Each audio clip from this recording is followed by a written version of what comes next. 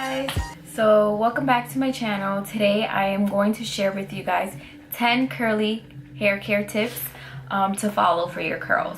Now this is pretty general and it pretty much applies to any curl type what I'm talking about today, and hopefully with these tips this will help you grow healthy, beautiful curls. This is not particularly in me talking about length, if not talking about your hair health overall. So if you follow these simple tips, you would see a drastic change in your curls if you're having trouble maintaining them, or if you're transitioning from straightening your hair to wearing your hair naturally curly. So first things first, one of the first things I want to share, which is my #1 tip, is avoiding sulfates, parabens, and heavy silicones.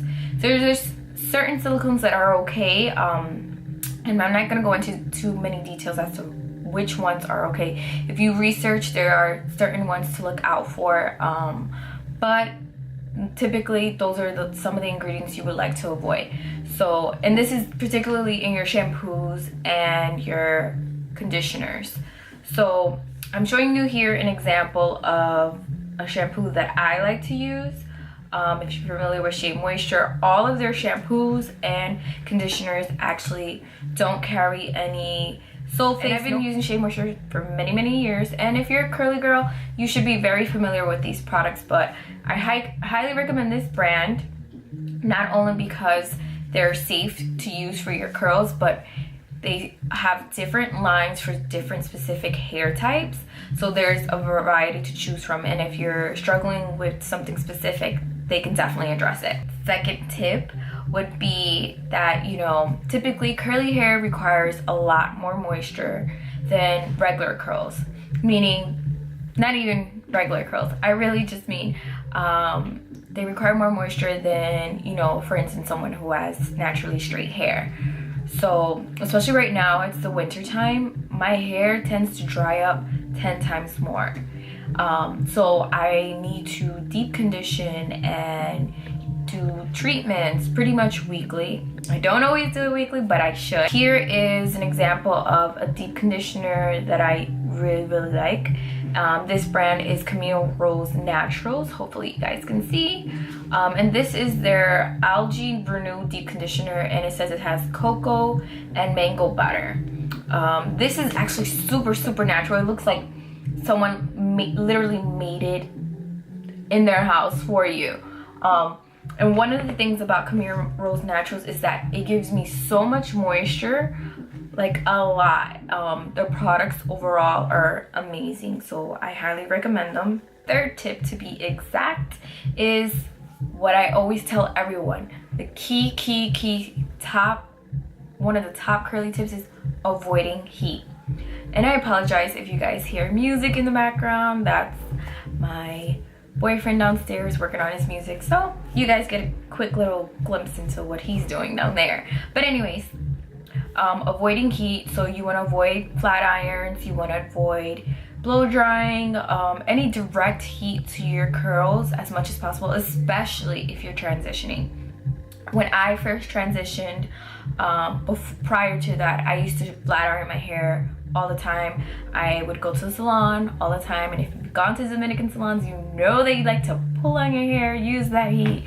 But I stopped doing that altogether. I started using the DevaCurl products. Those are the first products I actually used, and I just stopped cold turkey, and I kept my hair curly for over a year. I want to say for a year and a half almost.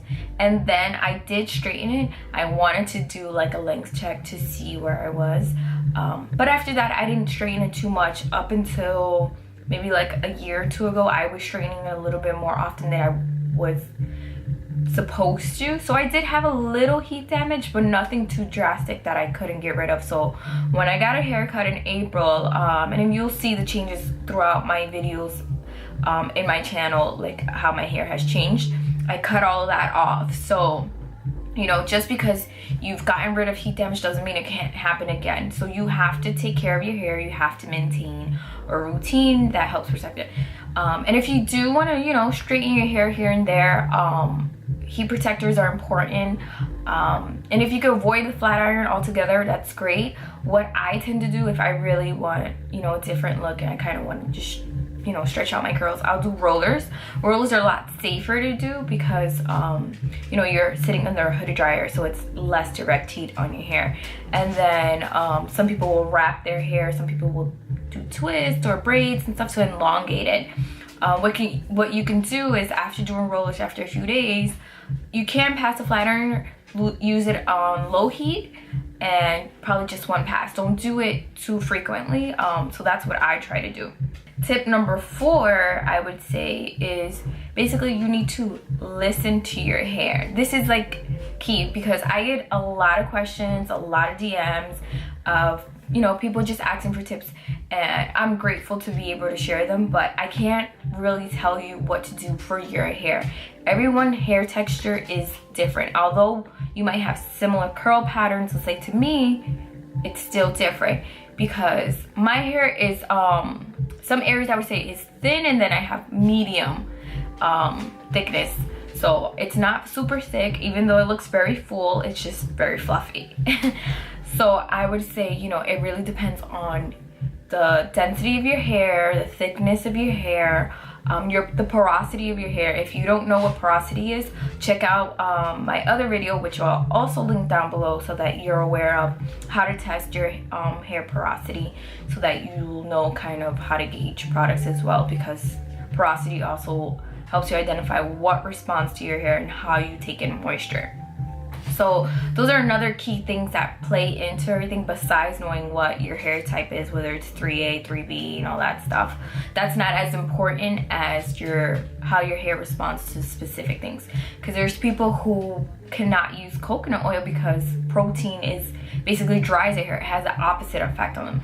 So those are things that you have to look out for because, like I said, not everyone is the same.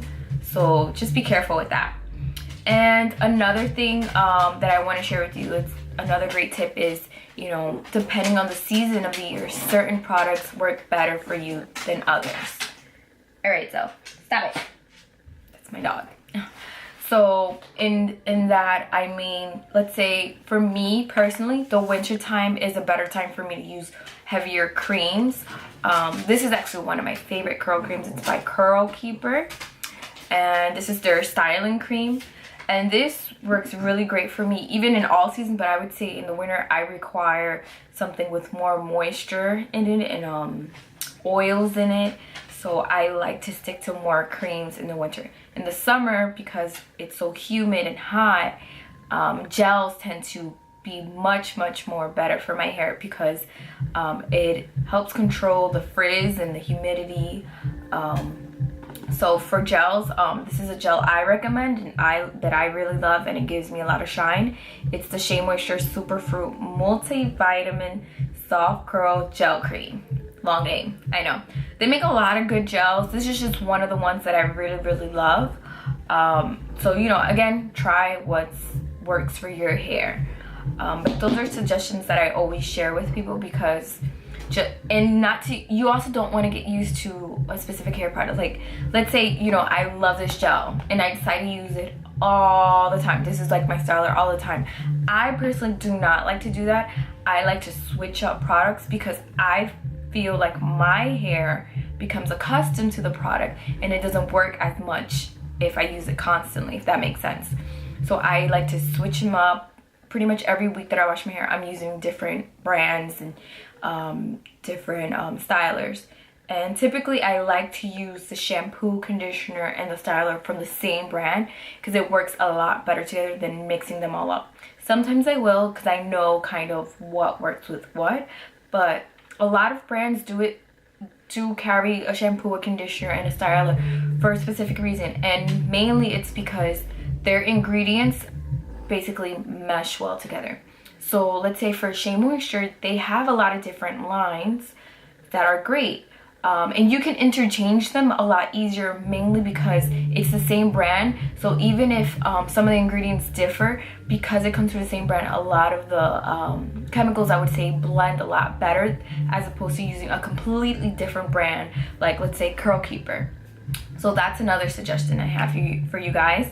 Another thing that, let's say if you really want to protect your hair, you want less breakage, and you would like for your hair to grow a lot healthier, is simply taking vitamins. I like to take biotin. These are 5,000 mcgs, which is says maximum strength, and this is 120 soft gels. So I try to take these daily. Sometimes I forget, but for the most part I do take them pretty frequently. And there's a lot of other vitamins out there. There's like the Hairfinity, there's the Main Choice vitamins. So you see what works for you. You know, all of them kind of vary in price. I'm fine just using the Nature Made brand. I get it at CVS, I get it at Target, anywhere, any simple place like that. You can easily buy biotin vitamins. I have heard some people say that biotin makes them break out and everything like that. And one of the suggestions that I always share is drink a lot of water. I naturally drink water all the time. That's all I really drink. Besides water, the only thing I can say I drink is tea, and that's still water. So, and coffee here and there. But generally water is good to stay hydrated. It's good for your skin. So biotin is also good for your nails, your skin, your hair. So I highly recommend that as well. Now, if you want to grow your curls, the way to do it is not to avoid trimming your ends. I know a lot of people have the misconception that they think, well, if I cut my hair, I'm losing my length. No, if you're cutting your hair, you're preserving the health of your hair, and you're avoiding from having split ends. So that's something I also had to learn along the way. So although my hair was a lot longer before, it's a lot healthier now, and I like the way my curls spring back. So I got a trim about maybe like 4 weeks ago, sometime in November. So what I basically told my stylist was, you know, I want to preserve the length of my hair. However, I still kind of want to have shape, and I want to just dust my ends. So what she did for me was she took in a little bit more on the top to kind of make sure the layers kind of came together fully, because they were growing out and it was kind of the shape. I was losing a lot of my shape. However, down here she just lightly trimmed, and I still have pretty much the same length I had prior to my trim. So I plan to kind of keep that progressing as it grows. My hair length goal might never happen, who knows, but honestly my length for curls will be maybe by my waist. That's gonna take a really long time, so that's a whole nother process. But generally you want to trim your hair, and it depends on the style of haircut and how fast your hair grows when you're trimming. Now my stylist recommended for me to at least trim every 4 to 5 months. I tend to stretch that out a little bit longer. I will go up to 6 months without cutting my hair, because I feel like, you know, the rate that my hair grows, it's more than enough time for me to have that space in between. I know people that cut their hair probably like within 3 months, and that's fine too if you're trying to maintain a certain shape and length, I would say. But again, listen to your hair. The way your hair grows is, everyone's different. Generally, you know, people can grow up to 1/2 inch to 1 inch a month. And, you know, taking biotin will help, you know, speed that process, and it avoids a lot more breakage. So it just varies. You have to gauge your hair and, you know, see what works for you. I do recommend going to a stylist that knows how to cut curly hair. You want to avoid someone that only works with straight hair, mainly because they're gonna try and straighten your hair to then cut it. And if you wear your hair curly all the time, it doesn't make sense. You're gonna have a different shape than you're expecting. You're gonna have a different length than what you were expecting. So I know I go to the Diva Chance Salon in New York. You can go also to the website to see in the vicinity of who's a Diva cut specialist, because you can get certified and work out of a salon and do that. But anyways, long story short, you know, go to someone that knows how to cut curly hair. They generally should be cutting it dry like this in its natural state, so that you know how much is being cut off and it's not a surprise when you wash your hair, because that's what happens if they cut it when it's straight. Question I get is about hair dyes. So this is another tip I wanted to share. So when dyeing your curls, I would say again, go to a professional. Hair dye, I feel like it's something you don't want to mess with. I've dyed my hair like with box dyes in the past, but it was one color and it wasn't like bleach blonde or anything like that. It was like dark browns and blacks and like a plum black. Nothing too crazy, so that's a little safer to do as opposed to, let's say you're going from my hair color to blonde.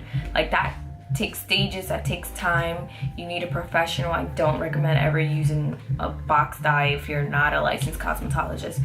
So you have to be careful of that. And you know, hair dye, it like I said, it also depends on how your hair is. But I would say, you know, have a consultation first. Talk to someone that, you know, has dyed curly hair, is familiar with curls in general, and is really good at dyeing hair. And Instagram is great nowadays because a lot of cosmetologists are posting pictures showing you before and afters, so you can kind of see what you want, show them pictures, and then go from there, speak with them, consult with them, and then decide who you would want to dye your hair. My color is actually really, really old. I barely have any left. It's just a little bit on tips of my hair, and this is a little over 2 years old, the color.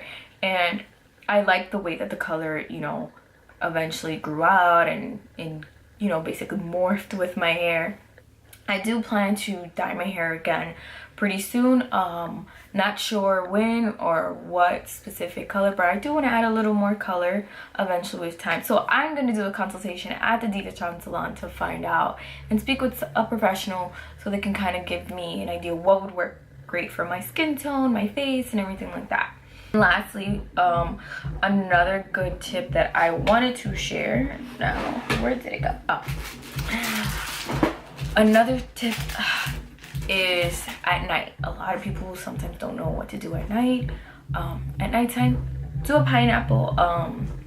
Pineapple is basically just bringing your hair all the way to the front and securing it with a hair tie. Now, I try to avoid any hair ties that have like a metal clasp on them or anything that will pull on my actual hair. I like to use these. These I've seen in CVS and Target, Walmart, all those stores usually carry it in the hair care aisle. So these stretch pretty well, and then they also kind of constrict enough for your hair to be in a pineapple very securely. So I prefer these over any hair tie. So I'll generally tie my hair with this hair tie at night, put it in a pineapple, and I sleep on a satin pillowcase. Now, satin pillowcases are great, especially for someone like me. Like, I don't really like too much things like my hair too tight or anything like that. I get headaches very easily. So, but a lot of people also, instead of doing the satin pillowcase, they do a satin bonnet, kind of like this one right here. And this is great too. So either or, whatever you prefer. Anything that's not just your regular pillowcase, because that pulls on your hair and it causes a lot of frizz. So if you're having trouble maintaining your wash and go from one day to the next, that's like a key thing to take into consideration. But these, I think this is more than 10 tips. I think this was probably like 15 tips, but I gave you guys all these great tips. These are all the tips I always share with everyone. Again, listen to your hair, listen to what it's telling you. If you feel like, you know, your hair is being really dry, do a treatment that's very moisturizing. Switch your products up, see what works for you. But like I said, I will be coming with some videos soon. One of my next videos that I can't wait to share with you guys is a holiday look. So look out for that very soon.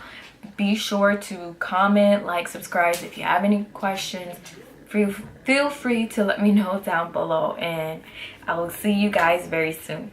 Bye.